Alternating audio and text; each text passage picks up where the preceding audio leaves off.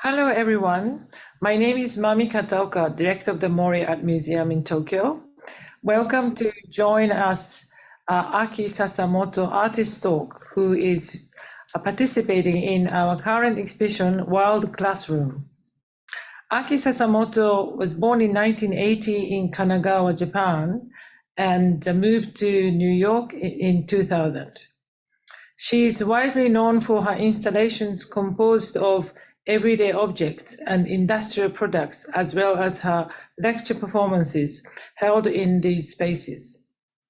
Having studied mathematics, contemporary art, and dance, she arguably experiences through her own body the natural phenomena, properties of materials, graphs, and diagrams studied in fields such as mathematics and physics, while projecting them onto human psychology and properties or everyday household chores such as cooking, washing, clothes, and cleaning.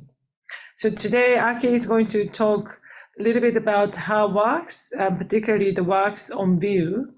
And then later on, we'll be joined by Aki's friend and also mathematician Pau Atela, who was born in Mexico City in 1958. And he is a professor of mathematics at Smith College in Northampton, Massachusetts.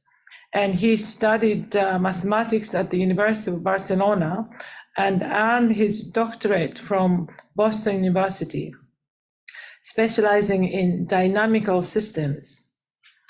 In 2008, he established Math Studio, an experimental creative lab exploring teaching and learning through contemporary art and mathematical sciences. And Pau Atela's Recreations and Math Studio, a retrospective of his paintings, works on paper, videos, and installation was exhibited at University Museum of Contemporary Art in Massachusetts. So Pau is joining us from Barcelona today. So thank you for joining, Pau, and I will give a stage to Aki to start her presentation. Okay, so thanks for the introduction. I guess I can talk today about some works since I started to make artworks in maybe late 2000s and pick a few work that concerns with some of my interest with perhaps where rhythm and experience of dance and maybe geometry and perhaps basic mathematical concept might merge, I guess. Okay, so I'll share screen. I'll start with, this is a work from 2008, or maybe even before that. I started to do this work called Secrets of My Mother's Child. And there I was interested in making an experience for myself to be a graph, a line of graph, which is x times y equals 1. And I was interested in asymptotic experience. So first I did this work in theater space with another collaborator, and I was talking about my experience with my own biological mother and some of the kind of skewed dialogue I had with her. And I thought I was very close to perhaps what the graph might take me to the experience of feeling like I would get somewhere and suddenly end up in a complete opposite place. And I thought that could be something like living a life and then finding yourself on the other side of the asymptote.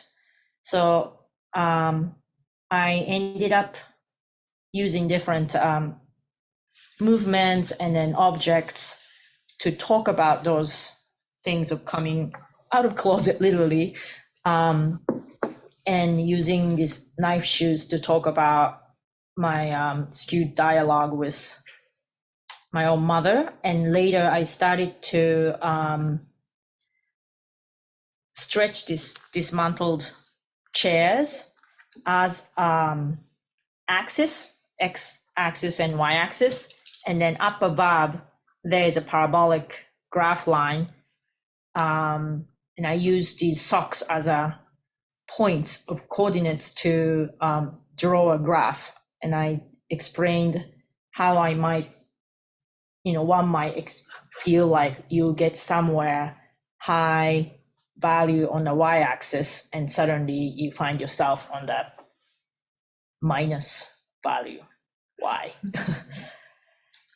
So that's what I was doing. And I guess in a way, my the work I was showing here, the drawing from Do Not Diagram, Strange Attractors, those come from around the time that I met Pau and I became friends with him. And I was talking about perhaps, I don't even remember, but we were talking about maybe just life experience of like a weird dramatic ride or a series of events that like somehow make you find yourself in a unexpected location. Maybe, I don't remember. We talked a lot, like over coffee and drinks and mostly about life. But there was something about no mathematical terms, but I think I was always talking about those asymptotic experience. And Pau coming from knowing more about dynamical system, and I think I was curious at the time of those strange attractors. That's a graph that he showed me one time, that you can really see the graph being drawn time-based. And I was curious about the Lorentz curve. Maybe, Pau, you can tell us a little bit more about the consequence of those visualization. And I was drawn to those graphs. So I ended up making installation called Strange Attractors. And these hung curved line is kind of simulating the curvature that perhaps those graphs might look like. And I was using that space as place as if I was inside the graph, which is not possible, but I wanted to experience moving in the space of diagram. So during this time, I was also using a lot of language, bringing out like episodic elements in an improvisational way. And attractors, if I am to just like use as a pun, and then I use strange attractors as perhaps like a intrahuman attraction, I could then talk about maybe why I am attracted to certain people and then how I am repelled by certain people. And perhaps that's similar to how the graph moves from one attractor to the others, and what pushes somebody to go to the other dimension or stay in that dimension, and why that certain relationship lasts so long and certain relationship lasts so little. And I was trying to do the impossible task of like applying empathy to a graph, I guess. So there I started to talk about different kinds of people in the world and explained those impossibly stereotyping categories and feeding all my characters from elementary school to and junior high school to this graph. And that's the graph that you see in the exhibition here. This is somewhat related, but not really, but this is a glass. I was interested in the glass, just rotating them and then making a noise, and then because they're different, sometimes it's a different polygon, and I liked the sound, and I wanted to make that some kind of spinning device that continue that music. And I was talking to Pau, and then he was showing me how the proof of turning the sphere inside out was done, and I was captured by how he talked about those problem and how different mathematicians approach that problem. So I was not doing anything literally proving or anything, but I was inspired by the act of turning something inside out, and I wanted to make that shape. So that's that. And mostly movement or sound was something that I wanted to link. And here you see the graph that I end up doing. And what I end up doing is those like different people in the world, and I was describing different type of people and then how they interact, and then later superimpose the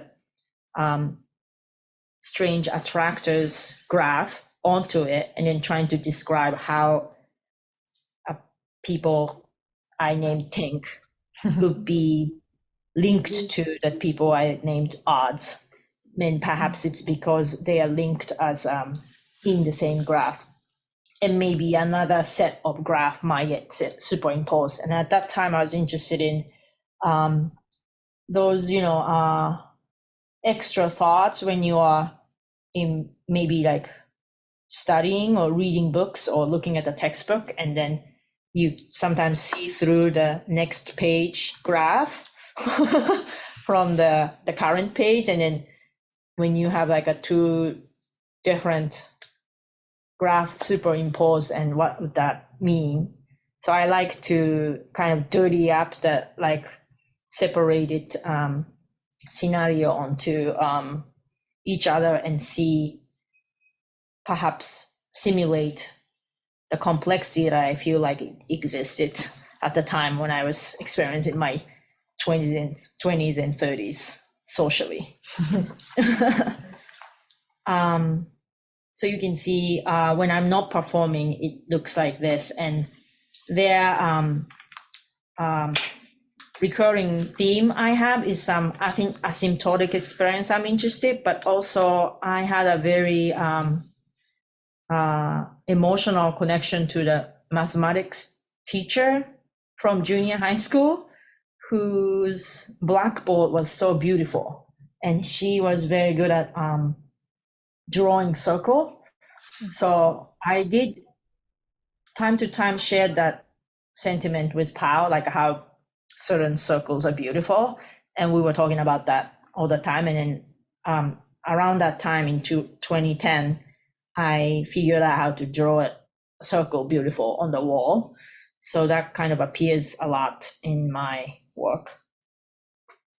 Okay, so that's strange attractors. And I thought maybe I could show a couple of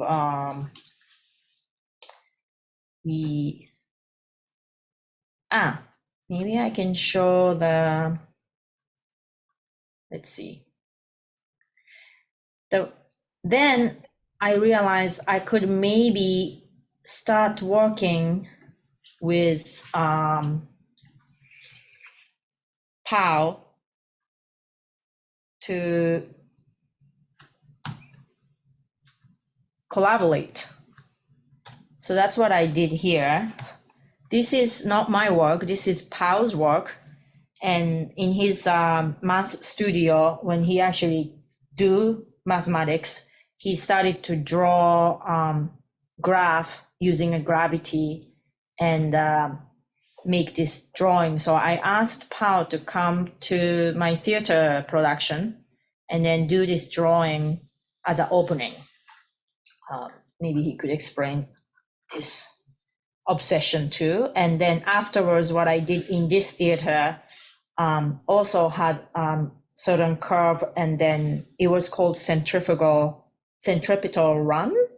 So centripetal force was my interest. So it had a lot of curvature. This wall structure I was spinning ends up being a curved wall when you put upright. And then I would dance and do different sound movements, solo with the wooden donut. I guess donut appears a lot in my work. And then finally end up lecturing on this curved wall. That made me realize that I could actually collaborate with Pau and get deeper into the actual lecture that he might do, instead of me trying to do, how do you call it? I'm inspired by mathematics, but I'm not doing it. And I thought maybe I could quote him. So I asked him to, instead of actually take on the lecturer character and then give a lecture live in the theater. So when I had a black box theater production, I asked him to be up on the balcony and once in a while give some lecture down to the theater space. I don't know, maybe I can show a little bit of, so type of thing I was doing was I was collaborating with him, but also actor and the musicians. And I was interested in talking about, this piece is called Sunny in the Furnace. And then it's talking about suicide of my teenage friend and how such a thing could happen. And I was asking Pau to explain catastrophe theory. And I mean, again, a pun, but I really wanted to figure out what that, how that catastrophe could happen as a graph. And then can I experience that graph also? So here I was starting to dance with, dance to this song by Bobby Hebb called Sunny in the Furnace, which is about his brother dying. A very optimistic song. And I would then later sing the song myself. And then talk a little bit about my friend. And then twice or three times, I think it goes back to Pau's, like back in the balcony, and then he would be, his lecture on the catastrophe theory also gets a little more outside of numbers. And I think you end up talking about monkeys, so I don't remember, something else, like some other example, and then asking about how life event could dramatically change. Like he used the example of maybe light bulb, but what does that mean when things suddenly turn off or turn on? Yeah, and then a lot of things happens. And I end up also trying to draw a graph of catastrophe that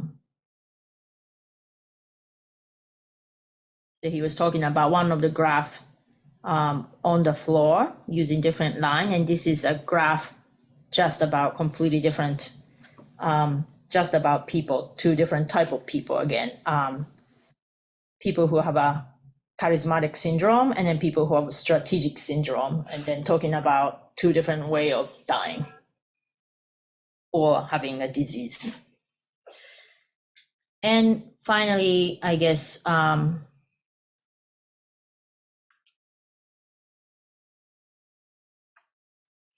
don't know what would be a good place to show, but I've also, again, dancing, and there's other collaborator, also sculptor, who made a different shape that sort of reminded me of the Sugimoto's work here, but mathematical model that this is mainly a collaboration between Pau and Sam, who's a sculptor, and trying to make a bigger version of coiled shape.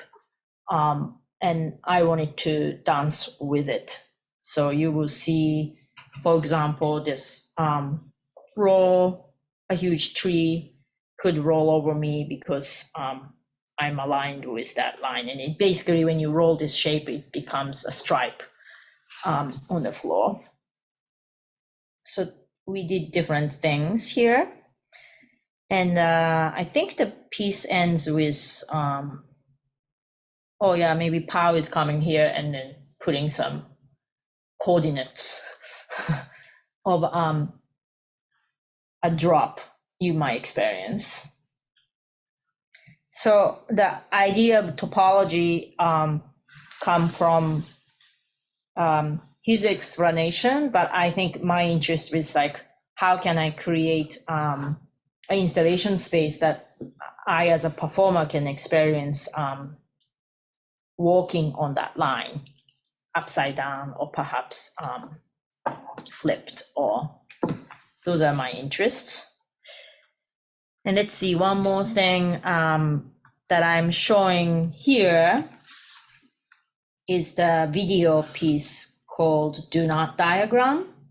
So I'm not going to show the video here since you have it, but it's this is some of the crucial moments that I end up using tempered glass in the woods. And I was, at this point, I guess, again, donut is recurring, topologically interesting shape, and circle comes out. And what is that experience of finding yourself on the other side or a completely different dimension? So a breaking is things that breaks are interesting. So I wanted to destroy something. So I'll make a graph, and then once in a while, this is just a still shot of the moment that is just a half second, but glass will just shatter and it disappears. But in fact, there are 3 layers of glass. So there is another layer always, and you start to doubt what this surface is or what that dimension that you're used to. And I wanted to see how can I find myself in the other page suddenly. And this piece was shot by making this device that holds the glass sheets. And there are 3 different layers. And then I was shooting like that. And it was done in one shot improvisation since I had only 3 sheets. And I wanted to collect the sound of broken glass because it's tempered glass. So after it's breaking and then shattered pieces go down on the floor. On the floor, the glass pieces dancing for a while. And I had a mic there, and then some of the sound that you hear with the video was composed with those sound collected from this shuttling. And yeah, so that was that. And I guess finally,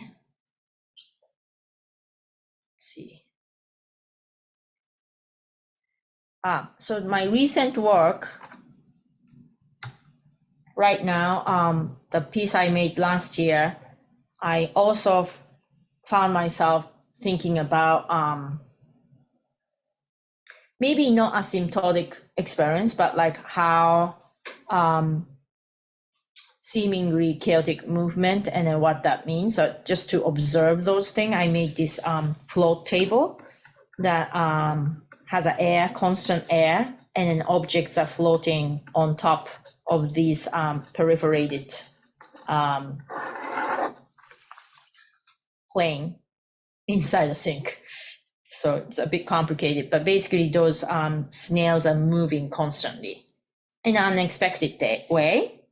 And my concern, some of the concern is jotted down on this whiteboard, and maybe the best one that describe that is this one, which when you decide to go the other way.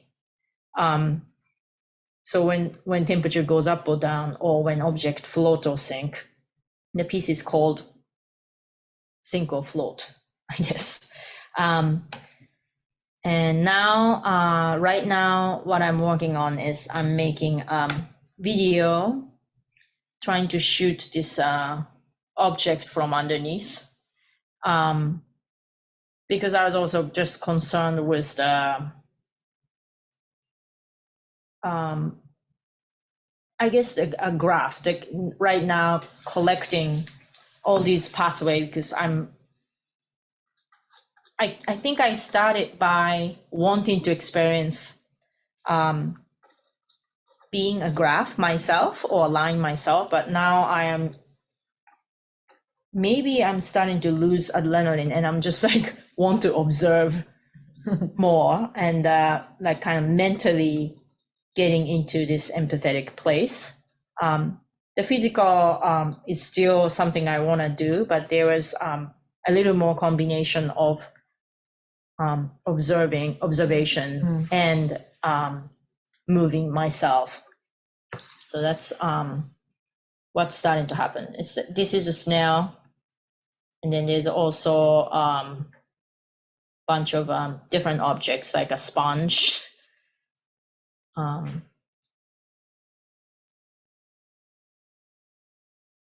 Yeah, is this 20 minutes, 30 minutes? Maybe. So yeah. Let's stop. Fantastic. Thank you, Aki. It's fascinating to think that someone initial interest was experience the graph.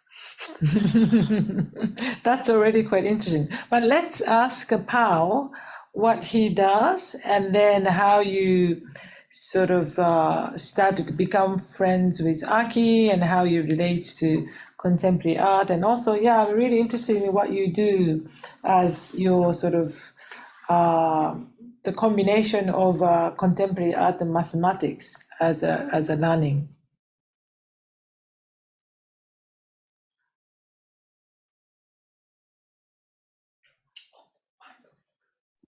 Okay, can you hear me now? Yes. So let's see. I am myself, professionally, I am a mathematician, right? Life is full of bifurcation decisions. Somehow my path had been all my life mathematics. I never thought of having any active interest in art other than just purely passively observing things throughout my life. And it's something that happened to me in a given moment. It was an explosion in self-development that suddenly I started to being very interested in putting myself perhaps at a zero moment. So it was work of introspection, self-knowledge that put me in that moment actively for a couple of years. It was, I also use techniques of Jung to try to awaken the subconscious that has been asleep, the part that has been asleep. So I consider that what I'm doing is I did this within one world, and now I am doing this in the other world. It was some kind of felt of balance. Now, professionally, I was also, as part of my profession, I'm also teaching. So what I started to feel an urge is perhaps develop some of these things that were arising in me as part of teaching, and what could I do with that? So, and that has nothing more to do with discussions with Aki.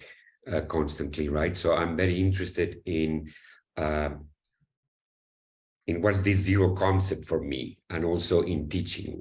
In teaching is not only what you're teaching, but the person has to be in a place in which then something would happen, and that place is of high interest to me. So in my university, maybe I could just share one image. Yes, please. Yes, in my university, can you see this image? Yes. Yes. Hold on. This one, yeah. So this is my space, right, in which I slowly developed to teach in a place like this instead of the traditional classroom with desks and chairs and blackboard. And but I realized that I had two conversations. One was what the students think that they are teaching in a regular course of mathematics, right? But the other one was, for me, I'm just doing something else, and I'm not going to tell them that they are also my tools in creating a space in which I feel comfortable. And so the students come here without shoes, and this is the context in which the space is constantly evolving. Right, and this is, sometimes I invite some artists or some mathematicians, and the students have different experiences in this place. So yeah, maybe I will just say this. Yeah, I just forgot that the Carl Jung element was very big, because before showing in the art context, I was more showing in the dance theater context, and most of the choreography I did myself, but also choreographers I was working for improvisers, and those improvisation, Yes. there are different types of improvisation, but the people I ended up working with or had like good rapport were mostly people who do Jungian practice. And so that was another link I had with Pau. And then, as you see in that picture, like in the math studio that Pau does, it is not top down, it's more lateral space of experiential learning. And I think that was something that worked for me.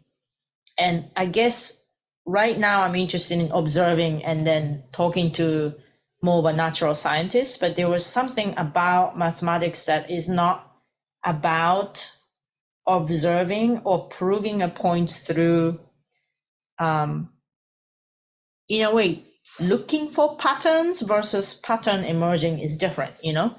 So there was certain elements that when I talk, I'm also interested in physics and other type of science, but there are some type of manipulation that happens trying to see what human wants to see. And with mathematics or talking with Pau, sometimes I don't see that beginning agenda. And I don't know what that means. I don't know if it's mathematics or if it's just Pau or it's this Jungian way of thinking, but there was something that I feel like there's a poetic lyrical decision when you decide there is a pattern, or I want to empathize with the beauty of a simple pattern or graph, and that's like a decision and not a proof. Maybe, I don't know. Does it make any sense to you, Pau? Totally. I think mathematics is also what happened. It's a realm in which there's a lot of metaphors that need to be kind of language, right? We have to use language to describe things that are happening in the mathematical research place. So, but that language is borrowed from our languages, right? English in this case, right? And So these words that we are using, they are highly, highly metaphorical because they have a substrate that is kind of mathematical, but when you translate it into something else, it's very, very rich source of inspiration. Mm-hmm. And that's when you can connect with other places. Yeah, but all these metaphors, strange attractors, right? So those two words, they conjure things. But when you couple that with some mathematical discussion about that, then a whole thing starts to be built. That is not necessarily mathematical, depending on what language you're using and what audience you're having too. And before poetry, though, before the language introduced, there is maybe not like a meaning, but there is a rhythm. And there is I guess that's why maybe it's not, for me, instead of writing, it is more poetic because there's a lyrical decision there, or maybe tempo, or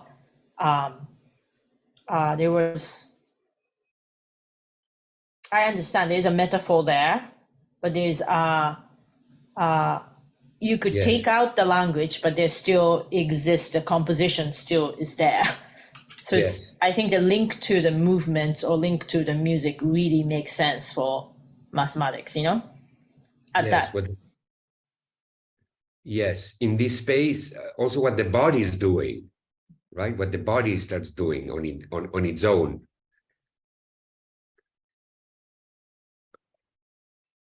How do you think, to both of you, that your interest in mathematics started? Why was it interesting? Oh, for me, I think there was no doubt when I was a kid that was the moment I had to ask myself, because of the pressures of society, what do you have to study? I needed to study a career, right? I was going to go to Spain and I needed to, then in that moment of introspection, I just said, just focus on what you like most. And it was by far mathematics. So it just came like that. Okay, that's what I'm going to decide. But it had been there, right? It's just that I had not been given the question, okay, now it turns out that what do you want to dedicate yourself to? But the question for me, the answer was very clear at that moment of development, at that moment, right? I'm not saying that has constantly been the case right now. My answer would be multiple, but in that moment, it came like a unique answer. It was so the beauty of it. Mm-hmm. Can you elaborate a little bit more about the beauty of the mathematics? It's quite interesting that there are a lot of people in school who are not good at calculating things or thinking mathematically. Then it thinks that it's like I'm not really good at mathematics. It goes same with the contemporary art. If you have a bad experience in art school or art class, then entire life I'm not good at art. That's exactly when I refer to my explosive moment, right? That's exactly what the conversation I was having with a friend of mine here in Barcelona, it happened, that I was saying, she said, I do art and I teach art. And I was like, I had this reaction that you are talking about mathematics, right? But in that moment, it was explosive for me because the tension started to build. Because when I said I had that reaction myself like this, I realized that I was having, I was doing what the other does when I talk about mathematics, or often that I find that. So I started to feel very funny of being in the opposite sides of something at the same time. And so she pressed me to draw. And then I just resisted. I said, I don't draw, but I started to say, okay, I'm just going to flow with that. And that is the moment that then she said something very common to people that I draw. He said, just draw the whole. She did like this. Don't draw the arm, draw the whole. That's the object to draw. And that was explosive moment for me. It was, I almost lost consciousness almost for a couple of seconds. It was very, very, something happened very profound. And then I couldn't stop thinking about it. So for me, there was a clear before and after that moment in which I became very interested. And then it was a matter of of evolving, right? A matter of finding, okay, what's the learning then? So if we break that thing, if that we shed out certain things, we have to be back to be a baby. What am I looking? Am I looking just light? Then language comes, what's this, what's that? So we start to refer to things, and that's when we can start, I don't know, so that's zero experience. So when I'm teaching, I try to find out where is that possibility for other beings in the room, right? Or we are in a teaching learning experience. So something like that, because it has to do with the rigidity and the inertia of that thing of I don't do art. So that's something that others do. I don't do math, right? So it's to work out that moment first. So for me, when I'm teaching math, many times what works is to have a visual experience of students. I put them first in the traditional classroom, then in that room, or we go to an art piece in the museum or something. And I don't know what happens, but I feel that something is like as if just in front of something, the spirit goes up, right? And then we are more open to, that math thing that so something like that happens internally. Interesting. I like the way that you say explosive moment. And although I don't do mathematics, but I think when mathematicians find an answer from some kind of formula, then it must be a moment, like explosive moment that you find something. And Yes. that's, I think it has to be so creative. And a lot of story comes from mathematicians historically, that they found the answer by doing totally different things. Absolutely. And that's connecting to what Aki was saying about Jung, right? And letting the body do, maybe. Yes. And those explosive moments are when something clicks, right? And it's a given moment, and it can be of certain degrees of the explosion can have certain degrees of magnitude. Yeah, I want Aki to explain a little bit more about the Jungian element, how that functions within what you do. Okay. So I think I'm constantly, in a way, observer of my own movement, and that's the part I think come from this practice of authentic movements and way of improvising as a technique. So I'm not necessarily performing all the time, but if I am doing the dance rehearsal, I'm always improvising to a theme or whatnot, but just do more and more and more, and until I see something. Or sometimes the goal is not performance, then it's not so much about getting somewhere quality, but it's getting to the space where I could move. It's very hard to describe because there is no goal. but to be in a blank state, like the zero moment, perhaps what you talk about, but that is the place that things can emerge. And I think just getting there, a path to get there is different every day. So that really was my interest. I think my connection to mathematics was a lot more not passionate one at the beginning. I think I was just good at it. And unfortunately, I was in Japan that mathematics did have a place in school. So I wasn't, I was just using it as tools to get somewhere. Okay, I'm good at this, I can do this.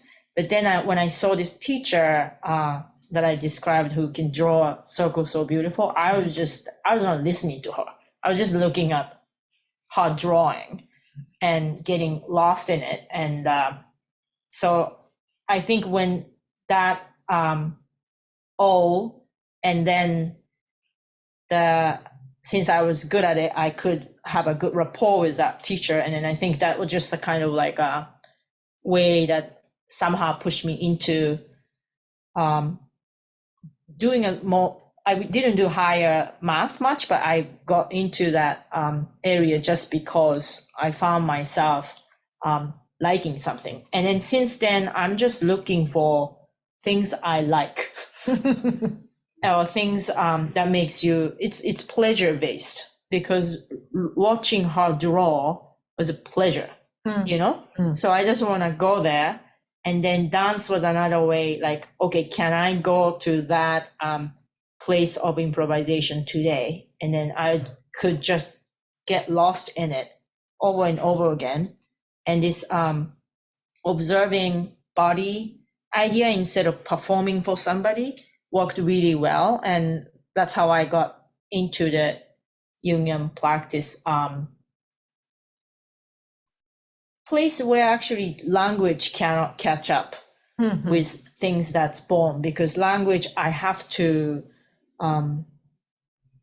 compute it here and then say something, but I don't have to if I have to move to the impulse. Just like the bodily things of digestion, it just, or breathing, it just happens, and let it happen. That's like that became like a motto in my work also. It's so interesting that I see often people who are close with contemporary art and dance or performances, but it's so exceptional to find somebody who also adds mathematics within that movement. And yeah, then it makes us think that we should be away from this division of the school subjects, that people think start from different subjects. Then many people go into the depths, but not many people are finding this sort of horizontal relationship is seemingly completely different. But yeah, maybe within Aki, you don't have a boundaries between those specialist fields. It's all one within yourself. I think it doesn't really matter which subject you end up doing, but it's, I think the outlet, certain field has a shorter, for me, I'm short-tempered, so I think art works. I could just be alone and decide the size and scale and scope of the project, and I could just get into it, and I could just have like a one question for 10 years, but nobody knows. So it just was a perfect field for, just because of the output format was correct, but the interest might be not art. You know, I think I teach art at university, but I have like very little knowledge. And then very, I mean, with students, I'm open-minded, but like my interest is probably too narrow to teach, you know, but it may be the teaching environment where students can learn is not so much about knowledge. I mean, everybody can get information, so it's not informational anymore. You know, in that way, the subject matter, it doesn't really matter anymore. But the way you do it and then the output format does matter depending on the field. Pau, how do you explore teaching and learning through contemporary art and mathematics and science? Yes, that happens in this space, right? Because what I have decided myself, I'm lucky enough that I can do it in the institution that I teach, is to split into two my teaching. In one, I do, to say it quickly, a traditional classroom, blackboard, the subject is this, and traditional mathematics teaching in a class, right?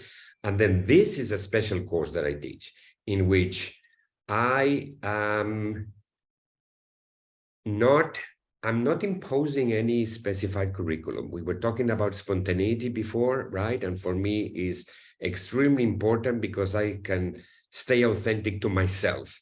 And therefore, hopefully, whatever is happening in the room, we call it learning. I don't have a concrete idea of what will happen because, first of all, to start the course, I haven't met my students.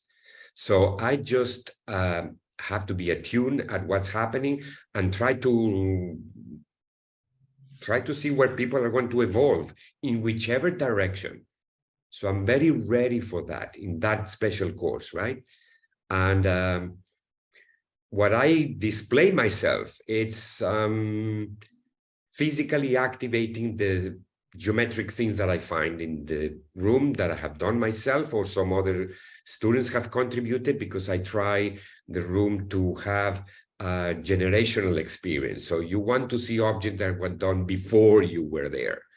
And maybe if you do some little diagram, it's going to be there tomorrow, because not even the janitor comes into this room. Nobody comes into this room.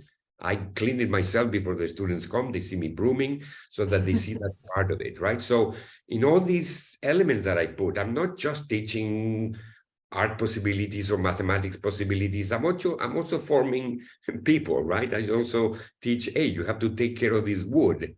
So in one semester, I took a desk that was a wood desk that was being thrown by the university as old and broken, and slowly I kind of restored it all the way to polishing, sanding as part of what I was doing on the side. I was not teaching how to do this, but they would see me every time, 5 minutes, and at the end, this table was there, so, but the one is only one of the many elements.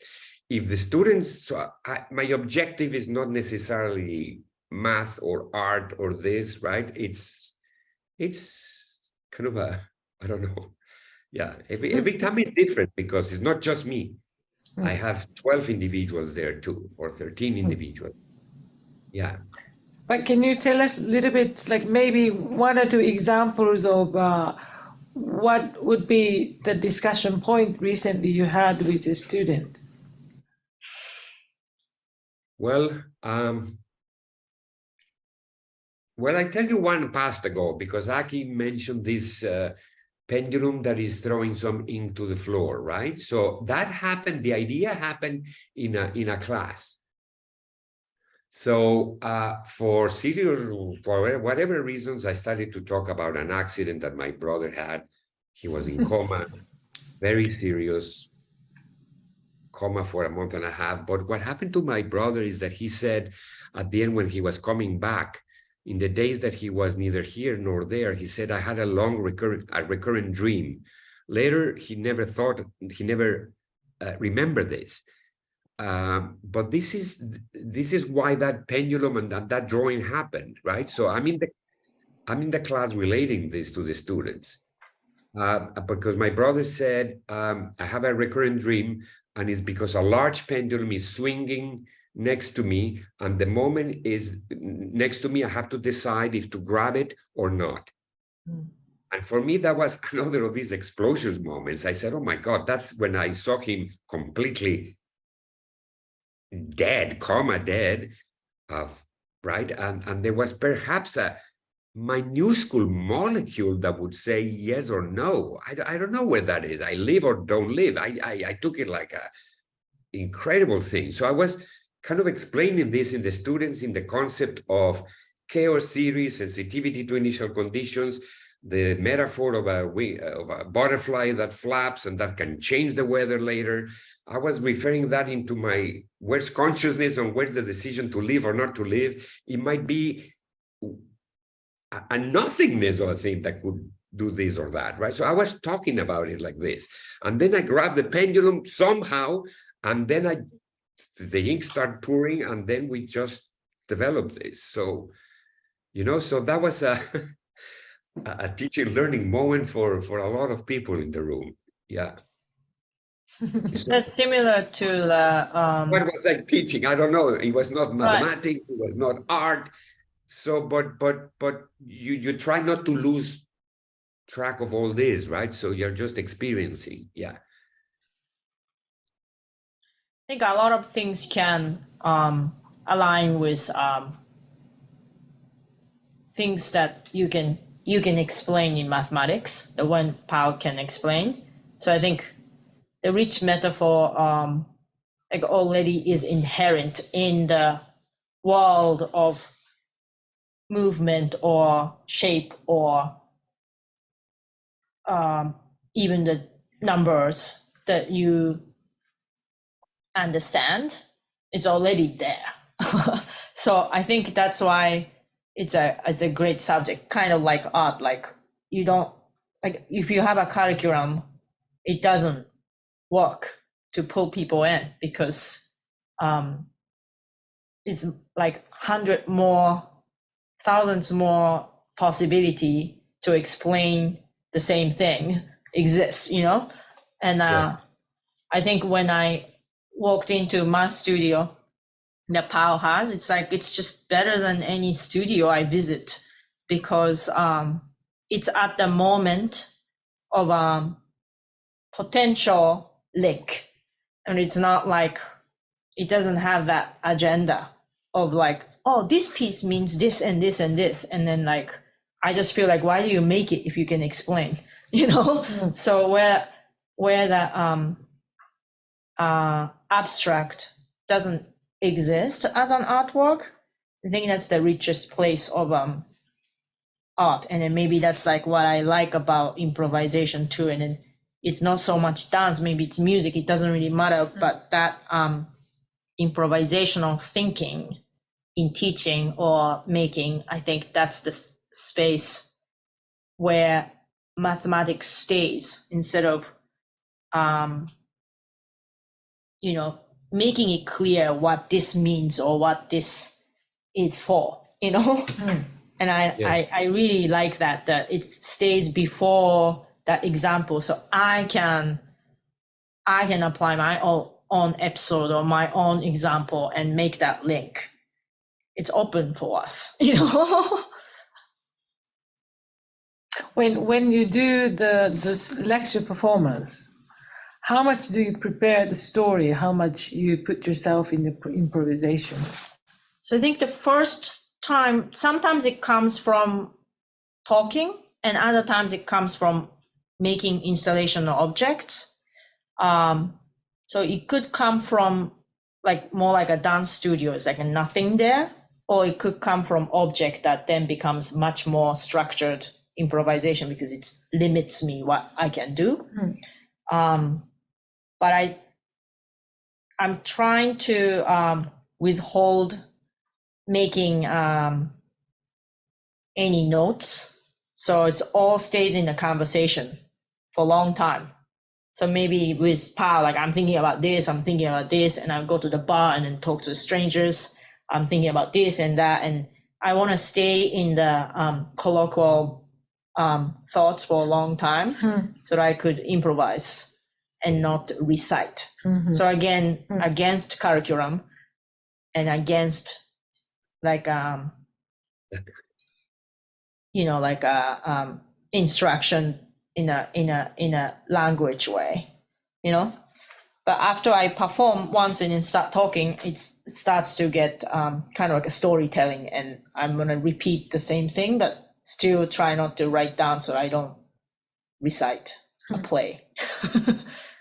So only that drawing remains as a byproduct of your performance. It's similar to that that math teacher from junior high school who teaches the same things every year, I bet, you know, but then like each time, like it's very authentic triangle, authentic middle line, authentic circle. And what does that mean? You know, and then I think if you write down and have a PowerPoint and then do it each time, it's very different from the teacher actually drawing each time. And I'm interested in that way that person draw it because they've done it so much. They're not tracing it, but they could, it's in their body, you know? And I don't think that person's thinking so much about that circle, and that's what's beautiful about it. And very similar, I don't really call fabrication math necessarily, but when you make something, you need to be able to figure out how to make something. And that is very similar type of figuring out how to draw a circle, or how to make the spiral with Pau and Sam, or right now I was trying to make those objects float, and I have to basically do a reverse engineering. But instead of asking engineer to compute what shape, I wanted to drill holes myself and then do it opposite way, because I need to get there to really own that object. And it's very weird, but I think for me, that empathetic moment to the object or shape, or like just the line, I think that's important. It's so interesting that when I visited you in New York studio, then you were just making these holes onto this plexiglass.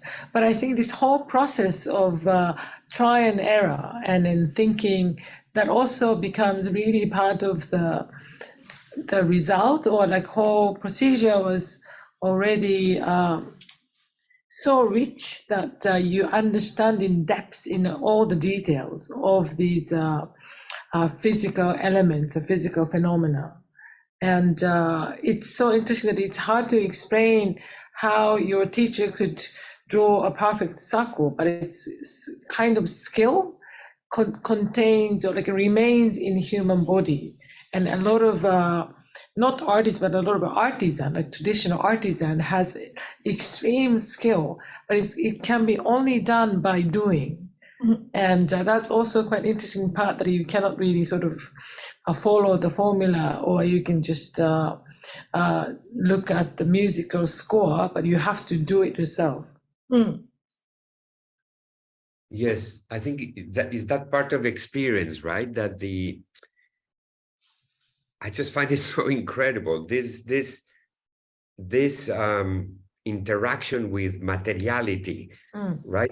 That is part of what we feel our action, but there's something, the externality that the hole didn't go completely like this, or the moment I'm doing it, something else is happening to my feet, or all that interaction. And sometimes I feel that in mathematics, maybe there's a interaction, but it's in a totally different realm. Maybe it's with logic itself, right? You're interacting with reasoning, you're interacting with logic that has its own part. But in art making, perhaps it would be more, I don't know. It's similar, no? Like even like in my like elementary understanding, when you like have a problem and you have to not necessarily have a you have to hammer it, right? You have to prove. Yes. Yes, you have to apply each scenario, what if the crossing is 2, crossing is 3, and then you have to go through everything, and at some point you realize, I could have done it this way. So weird shortcut appears like on the 3rd page when you're trying to prove something in like a math club or whatever. And then that shortcut, that's why I like that when when I was talking about like a different graph getting superimposed, but like, because you experience, when you try to solve or prove something, you experience that moment that, those page 1 and page 3, like shortcut is here, and I could actually visualize it, and that pathway is very similar to dance. It's another way of pattern of thinking, instead of, maybe the subject itself might be a pattern sometimes, but I think those are the moments that I remember liking, because it's so similar to when you try to make the same sculpture and then find the shape finally on the 4th time, or 5th time, or whatever, 50th time. And from a student moment, going back to that thing of when things can happen, I had a student, in a moment there was a little ball. I think my dog was slightly pushing it, and then she grabbed it. It was a ball that is used for some sports, right? And the student started just wondering, and she said it aloud, what's inside? Or what is it made of, right? And this is just specific to that moment, right? That you were asking when learning perhaps can happen, or development, I would say. Then I just remember that I had a little saw in my drawer in that room. So I went quickly to the saw and I gave it to her and I said, just cut it. And she was like, it was a moment for her. And then she started just doing it, and she just went through it to see what was inside. But, but that was specific. I don't know. I think it's specific to that individual, right? In that moment, that was one of the things to do. Pau, can I ask you all those sort of finding process by start using a lot the computer? Is it what kind of change is making it happen in the mathematical world?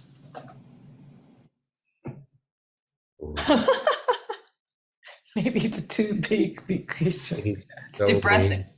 A little bit. It's curious a little bit with this thing of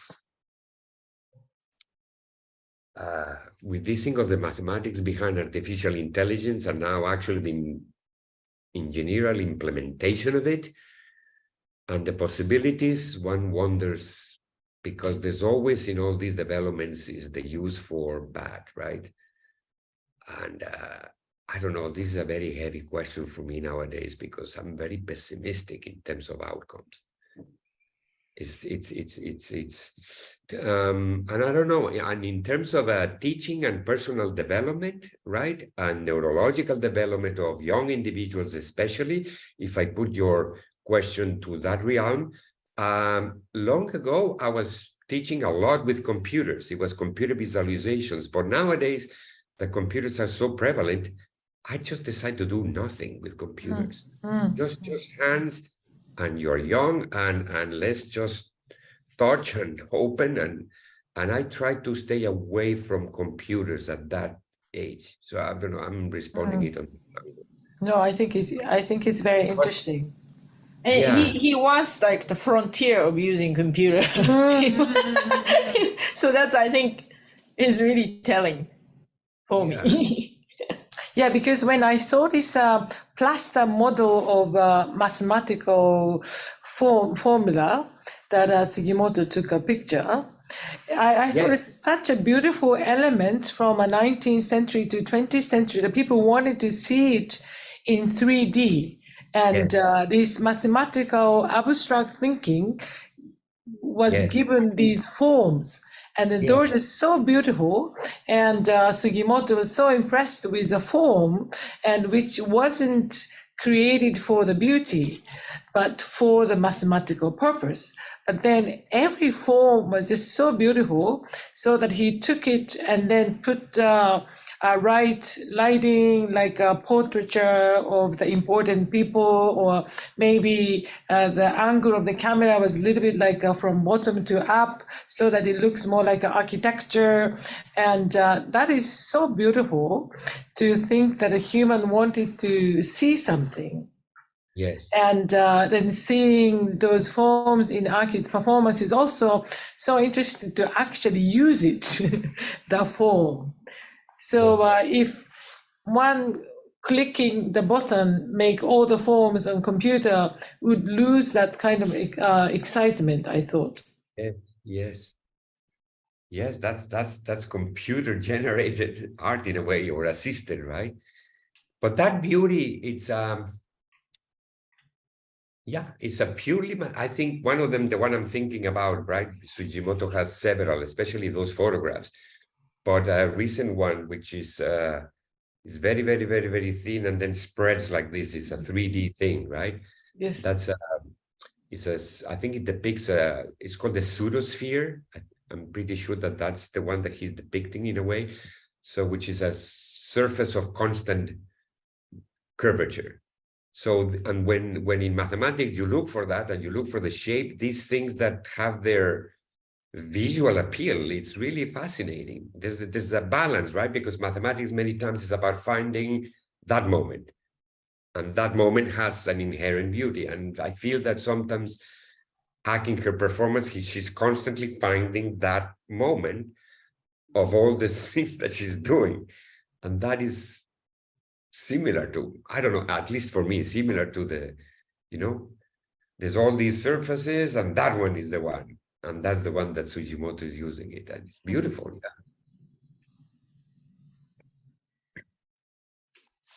Yeah, Aki, you explained about this, your shift from experiencing yourself to a little bit of observing.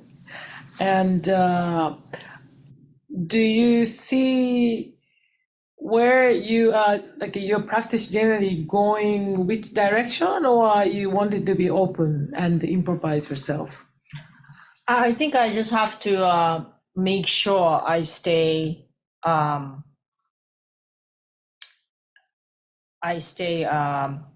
what Pau you call zero, but I think maybe there was certain type of rhythm that I started to detect in my own practice of making, and I need to fight it because I cannot become I don't want to recite the same rhythm of practice. So sometimes when I do theater production and collaborate with people or look for different if something seems more like too new to me or like I might fail, that's where I should go. Because I don't want to get used to it. So that's probably why I'm delaying to jump in and perform, because I'm realizing my riff is starting to sound the same. So I'm trying to figure that out. And also in general, I think it's good to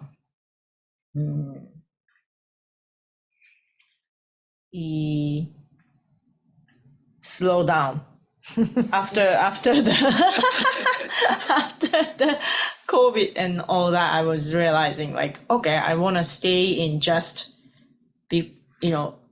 waiting until the impulse comes. So that's why I'm using the technique of just observing for a while. So, I don't really have an agenda while I'm observing, so it's tricky. I think it's interesting that as you get older, then you have more experience than your future. But then people tend to feel comfortable by being in a space where you are familiar with. So your attitude of trying to go into something unknown and try not to sort of repeat yourself is, to me, such an important attitude. And I totally sort of agree with you how my life wanted to be, but how I want my life to be. And I really want to learn more about mathematics, actually. After doing this World Classroom, and the contemporary art nowadays has been looking at so much of the diverse culture, politics, and history, which is so important. And the understanding of the otherness is one of the main issues for the human beings. But at the same time, the field of mathematics and physics and all these scientific fields seems to be still looking for something in common that all the human being could share beyond nationality and race and all these things. So then I found really that it must be such an creative field, and we could find this explosive point and moment. Then I'm now probably jump myself into mathematics field and to see what I can meet, because I also think that I don't want to see something that I already know and I cannot really curate a show that I can already picture. So I always jump into the things that I would like to see something and I have never seen. Yes. Nice. So Pau, I would love to visit your studio one day. Yes. And I would love to Take off your shoes. Yes. Yes. Maybe I should enroll myself in your class Yes, that's possible too, I think. in one semester. Yes. Okay, that's good, my retirement plan. Thank you very much. Thank And Thank yeah, you. would love to meet you in person with Aki in the near future. All right, maybe that's possible. Thank you so much. Thank you Thank very you. much. Bye bye. Say goodbye. Yes. Bye bye, Aki. Thank you again.